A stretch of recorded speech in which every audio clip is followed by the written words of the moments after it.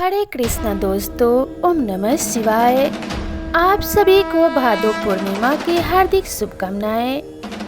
वैदिक पंचांग के अनुसार प्रत्येक माह के शुक्ल पक्ष की पूर्णिमा तिथि के दिन पूर्णिमा व्रत का पालन किया जाता है। आध्यात्मिक दृष्टिकोण से इस व्रत को बहुत ही महत्वपूर्ण माना जाता है। धार्मिक मान्यताओं के अनुसार पूर्णिमा व्रत के दिन पूजा पाठ और स्नान दान करने से विशेष लाभ प्राप्त होता है। भाद्रपद मास की पूर्णिमा से पितर पक्ष का आरंभ माना जाता है। मान्यता है कि भाद्र मास की पूर्णिमा पर भगवान नारायण के साथ पितरों का भी पूजन किया जाता है। इस दिन भगवान विष्णु की पूजा के साथ ही पितरों का स्मरण करके उनके निमित्त दान करने से आपको पुण्य फल की प्राप्ति होती है और पितृगण आपसे प्रसन्न होकर आपको सुखी रहने का आशीर्वाद देते हैं। इस दिन माँ लक्ष्मी की पूजा करने का भी खास महत्व होता है और आपको लाभ की प्राप्ति होती है। भाद्रपद पूर्णिमा के दिन पीपल के पेड़ की पूजा करें। इस दिन पीपल के चारों ओर परिक्रमा करने से आपके घर में सुख शांति और समृद्धि की प्राप्ति होती है। भाद्रपद पूर्णिमा के दिन पितरों के नाम से आपको दान पुण्य भी करना चाहिए। इससे आपके घर में खुशहाली आती है। इस दिन आपको उन लोगों का श्राद्ध करना चाहिए जो लोग पूर्णिमा पर मृत्यु को प्राप्त होते हैं। तो आइए अब श्रवण करते हैं भादो पूर्णिमा व्रत कथा। एक समय की बात है, द्वापर युग में मैया यशोदा जी ने भगवान श्री कृष्ण से कहा कि हे कृष्ण, तुम सारे संसार के उत्पन्नकर्ता, पोषक तथा उसके संहार करता हो। आज कोई ऐसा व्रत मुझसे कहो जिसके करने से मृत्यु लोक में स्त्रियों को विधवा होने का भय न रहे तथा यह व्रत सभी मनुष्यों की मनोकामनाएं पूर्ण करने वाला हो। श्री कृष्ण कहने लगे, हे माता, आपने अति सुंदर प्रश्न किया है। मैं आपसे ऐसे ही व्रत को सविस्तार कहता हूँ। सौभाग्य की प्राप्ति के लिए स्त्रियों को 32 पूर्णिमाओं का व्रत करना चाहिए। इसे करने से उनका सुख और सौभाग्य सदा बना रहता है। इस व्रत को सभी स्त्रियों को जरूर करना चाहिए। यह व्रत अचल सौभाग्य देने वाला एवं भगवान शिव के प्रति मनुष्य मात्र की भक्ति को बढ़ाने वाला है। यशोदा जी कहने लगी, हे कृष्ण, सर्वप्रथम इस व्रत को मृत्यु लोक में किसने किया था? इसके विषय में विस्तार पूर्वक मुझसे कहो।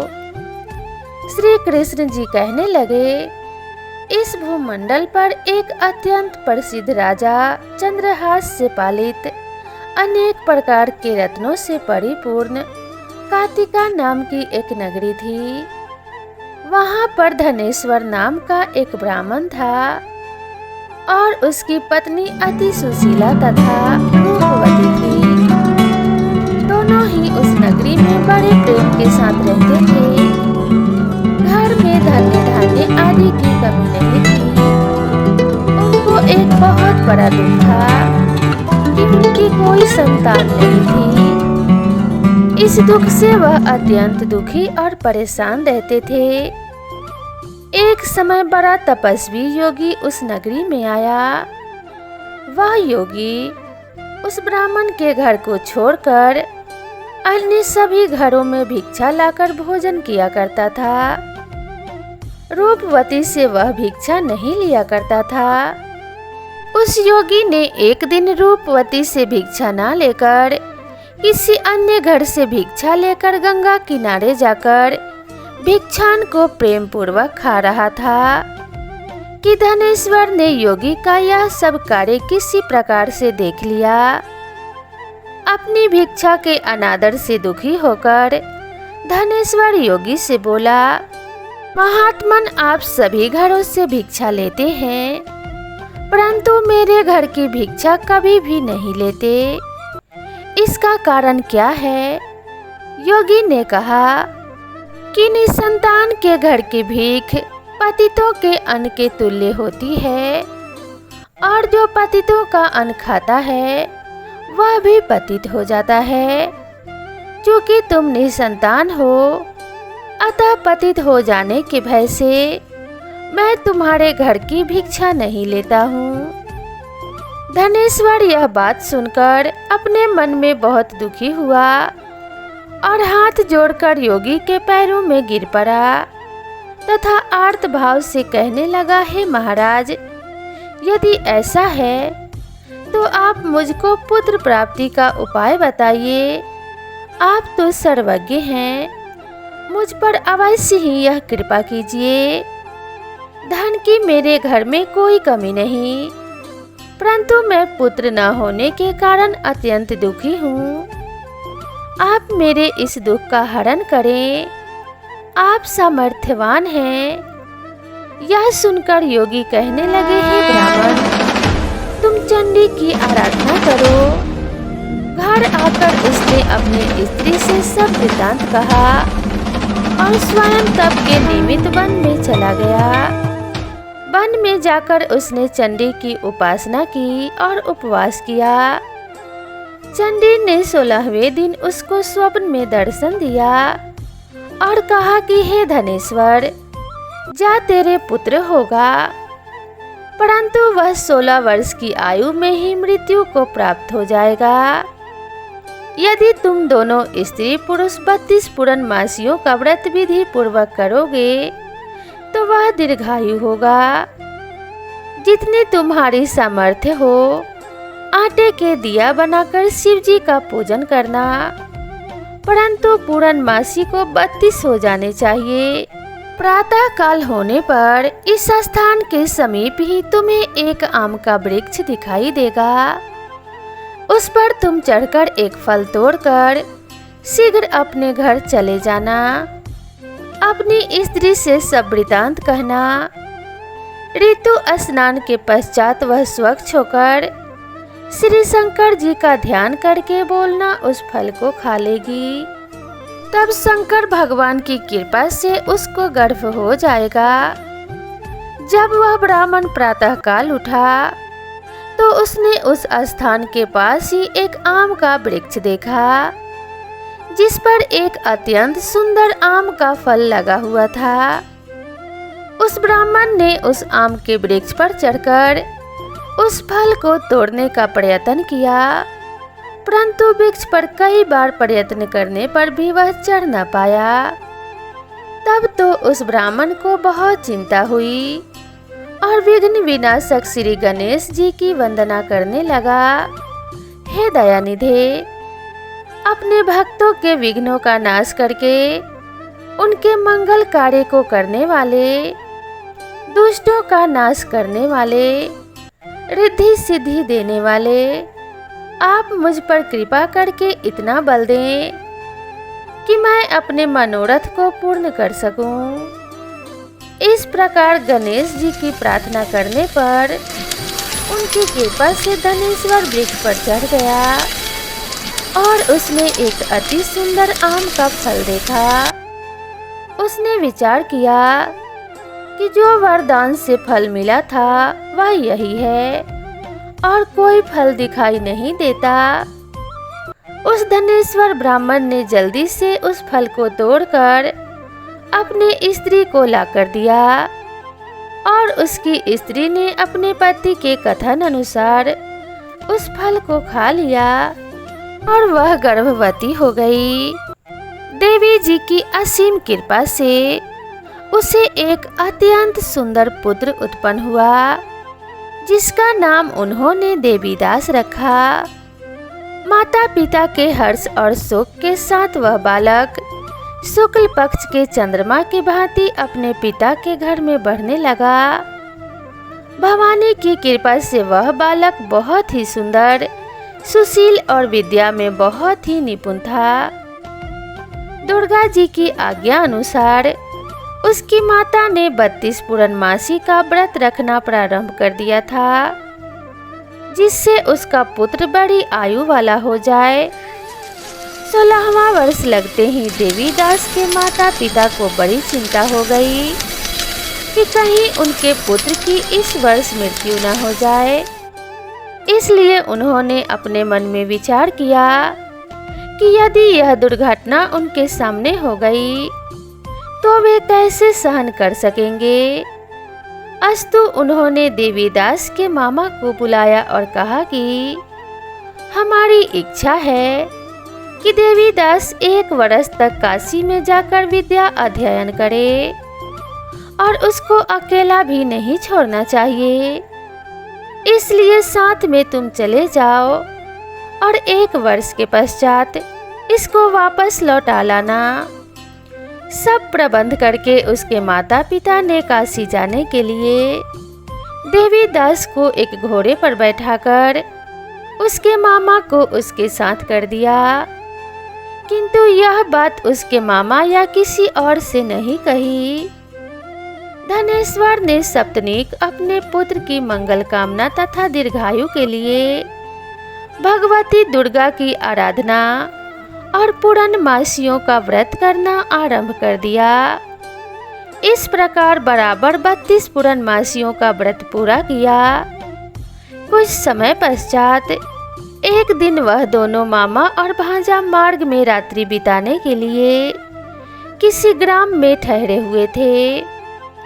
उस दिन उस गांव में एक ब्राह्मण की अत्यंत सुंदरी, सुशीला और विदुषी गुणवती कन्या का विवाह होने वाला था।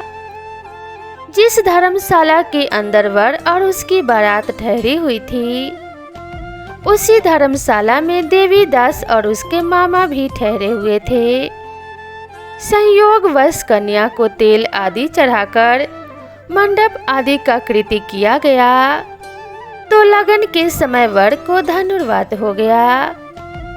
वर के पिता ने अपने कुटुंबियों से परामर्श करके निश्चय किया कि यह देवीदास मेरे पुत्र जैसा ही सुंदर है, मैं इसके साथ ही लगन करा दूं और बाद में विवाह के अन्य कार्य मेरे लड़के के साथ हो जाएगा। ऐसा सोचकर वह देवीदास के मामा से जाकर बोला कि तुम थोड़ी देर के लिए अपने भांजे को हमें दे दो, जिससे विवाह के लगन का सब कृत्य सुचारू रूप से हो सके। तब उसका मामा कहने लगा कि जो कुछ भी मधुपर्क आदि कन्यादान के समय वर को जो भी धन मिले वह सब हमें दे दिया जाए, तो मेरा भांजा इस बारात का दूल्हा बन जाएगा। यह बात वर के पिता ने स्वीकार कर लेने पर उसने अपना भांजा वर बनने को भेज दिया और उसके साथ सब विवाह कार्य रात्रि में विधि पूर्वक संपन्न हो गया। पत्नी के साथ वह भोजन न कर सका और अपने मन में सोचने लगा कि ना जाने यह किसकी स्त्री होगी। वह एकांत में इसी सोच में गर्म निश्वास छोड़ने लगा तथा उसकी आंखों में आंसू भी आ गए। तब वधू ने पूछा कि क्या बात है, आप इतने उदासीन व दुखी क्यों हो रहे हैं। तब उसने सभी बातें जो वर के पिता व उसके मामा में हुई थी उसको बतला दी। तब कन्या कहने लगी, यह ब्रह्म विवाह के विपरीत कैसे हो सकता है। देव, ब्राह्मण और अग्नि के सामने मैंने आपको ही अपना पति बनाया है, इसलिए आप ही मेरे पति हैं। मैं आपकी ही पत्नी रहूंगी, किसी अन्य की कदापि नहीं हो सकती। तब देवीदास ने कहा, ऐसा मत करिए, क्योंकि मेरी आयु बहुत थोड़ी है। मेरे पश्चात आपकी क्या गति होगी। इन बातों को अच्छी तरह विचार लो। परंतु वह दृढ़ विचारों वाली थी। बोली कि जो आपकी गति होगी वही मेरी गति होगी। हे स्वामी, आप उठिए और भोजन करिए। आप निश्चय ही भूखे होंगे। इसके बाद देवीदास और उसकी पत्नी दोनों ने भोजन किया तथा शेष रात्रि वे सोते रहे। प्रातःकाल देवीदास ने अपने पत्नी को 3 नगों से जड़ी हुई एक अंगूठी दी, एक रुमाल दिया और बोला, हे प्रिय, इसे लो और संकेत समझकर स्थिर चित्त हो जाओ। मेरा मरण और जीवन जानने के लिए एक पुष्प वाटिका बना लो, उसमें सुगंधी वाली एक नवमल्लिका लगा लो, उसको प्रतिदिन जल से सींचा करो और आनंद के साथ खेलो कूदो तथा उत्सव मनाओ। जिस समय और जिस दिन मेरा प्राणांत होगा ये फूल सूख जाएंगे और जब ये फिर हरे हो जाएं तो जान लेना कि मैं जीवित हूँ। यह बात निश्चय करके समझ लेना, इसमें कोई संशय नहीं है। यह समझाकर वह चला गया। प्रातः काल होते ही गाजे बाजे बजने लगे और जिस समय विवाह के कार्य समाप्त होने के लिए वर तथा सब बाराती मंडप में आए तो कन्या ने वर को भली प्रकार से देखकर अपने पिता से कहा कि यह मेरा पति नहीं है, मेरा पति वही है जिसके साथ रात्रि में मेरा पानी ग्रहण हुआ था। इसके साथ मेरा विवाह नहीं हुआ है। यदि यह वही है तो बताए कि मैंने इसको क्या दिया। मधुपर्क और कन्यादान के समय जो मैंने भूषण आदि दिए थे ये उन्हें दिखाए तथा रात में मैंने क्या गुप्त बातें कही थी वह सब सुनाए। पिता ने उसके कथन अनुसार वर को बुलवाया। कन्या की यह सब बातें सुनकर वह कहने लगा कि मैं कुछ नहीं जानता। इसके पश्चात लज्जित होकर वह अपना अपमानित सा मुंह लेकर चला गया और सारी बारात भी अपमानित होकर वहां से लौट गई। भगवान श्री कृष्ण बोले कि हे माता, इस प्रकार देवीदास काशी विद्या अध्ययन के लिए चला गया। जब कुछ समय बीत गया तो काल से प्रेरित होकर एक सर्परात्रि के समय उसको डसने के लिए वहां पर आया। उस विषधर के प्रभाव से उसके स्थान का शयन चारों ओर से विष की ज्वाला से विषैला हो गया, परंतु व्रतराज के प्रभाव से उसको काटने न पाया, क्योंकि पहले ही उसकी माता ने 32 पूर्णिमा का व्रत कर रखा था। इसके बाद मध्याह्न के समय स्वयं काल वहां पर आया और उसके शरीर से उसके प्राणों को निकालने का प्रयत्न करने लगा, जिससे वह मूर्छित होकर पृथ्वी पर गिर पड़ा। भगवान की कृपा से उसी समय पार्वती जी के साथ श्री शंकर जी वहां पर आ गए। उसको मूर्छित दशा में देखकर पार्वती जी ने भगवान शंकर से प्रार्थना की कि हे स्वामी, इस बालक की माता ने पहले ही 32 पूर्णिमा का व्रत किया था, जिसके प्रभाव से हे भगवान आप इसको प्राणदान दें। भवानी के कहने पर भक्त वत्सल भगवान श्री शिव जी ने उसको प्राणदान दे दिया। इस व्रत के प्रभाव से काल को भी पीछे हटना पड़ा और देवीदास स्वस्थ होकर बैठ गया। उधर उसकी स्त्री उसके काल की प्रतीक्षा किया करती थी। जब उसने देखा कि उस पुष्प वाटिका में पत्र पुष्प कुछ भी नहीं रहे तो उसको अत्यंत आश्चर्य हुआ और जब वह वैसे ही हरी भरी हो गई तो वह जान गई कि मेरे पति जीवित हो गए हैं। यह देखकर वह बहुत प्रसन्न मन से अपने पिता से कहने लगी कि पिताजी, मेरे पति जीवित हैं, आप उनको ढूंढिए। जब 16वां वर्ष व्यतीत हो गया तो देवीदास जी अपने मामा के साथ काशी से चल दिया। इधर उसके ससुर उसको ढूंढने के लिए अपने घर से जाने ही वाले थे कि वह दोनों मामा और भांजा वहां पर आ गए। उसको आया देखकर उसका ससुर बड़ी प्रसन्नता के साथ उसे अपने घर ले आया। उस समय नगर के निवासी भी वहां इकट्ठे हो गए और सबने निश्चय किया कि अवश्य ही इसी बालक के साथ इस कन्या का विवाह हुआ था। उस बालक को जब कन्या ने देखा तो पहचान लिया और कहा कि यह तो वही है जो संकेत करके गए थे। तदुपरांत सभी कहने लगे कि भला हुआ जो यह आ गया, और सब नगरवासियों ने आनंद मनाया। कुछ दिन बाद देवीदास अपनी पत्नी और मामा के साथ अपने ससुर के घर से बहुत सा उपहार आदि लेकर अपने घर के लिए प्रस्थान किया। जब वह अपने गांव के निकट आ गया तो कई लोगों ने उसको देखकर उसके माता पिता को पहले ही जाकर खबर दे दी कि तुम्हारा पुत्र देवीदास अपने पत्नी और मामा सहित आ रहा है।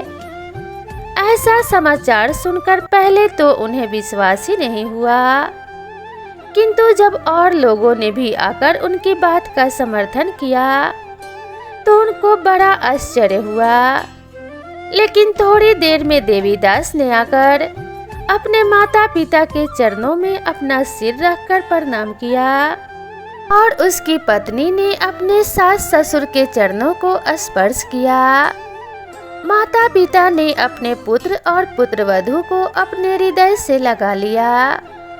दोनों की आंखों में प्रेमाश्रु बह चले। अपने पुत्र और पुत्रवधू के आने की खुशी में धनेश्वर ने बड़ा भारी उत्सव किया और ब्राह्मणों को भी बहुत सा दान दक्षिणा देकर प्रसन्न किया। श्री कृष्ण जी कहने लगे कि इस प्रकार धनेश्वर 32 पूर्णमासियों के व्रत के प्रभाव से पुत्रवान हो गया।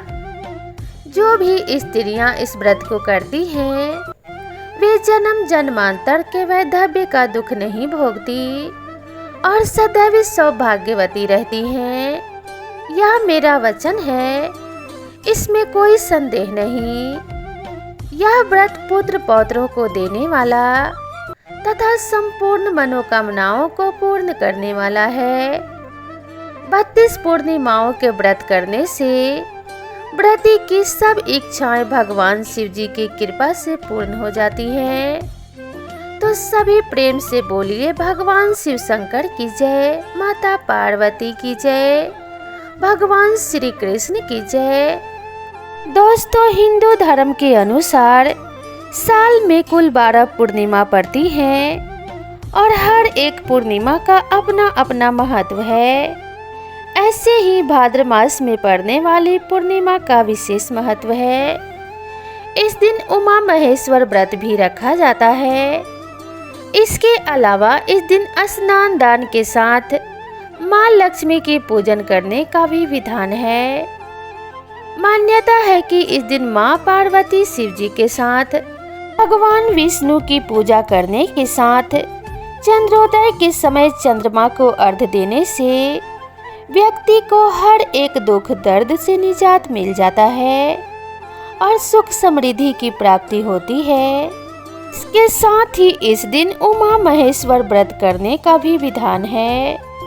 इस दिन माता पार्वती और महेश्वर भगवान शिव जी की पूजा करने का विधान है। माना जाता है कि इस दिन जो व्यक्ति इस व्रत को रखता है उससे पूर्व जन्म के पाप और दोष से मुक्ति मिलने के साथ हर प्रकार के शाप से भी मुक्ति मिल जाती है और साथ ही खोई हुई चीज वापस मिल जाती है। धार्मिक कथाओं के अनुसार स्वयं भगवान विष्णु के अलावा इंद्रदेव ने भी यह व्रत रखा था। इस दिन विधिवत पूजा करने के साथ साथ इस व्रत कथा का पाठ भी अवश्य करना चाहिए। इससे शुभ फलों की प्राप्ति होती है।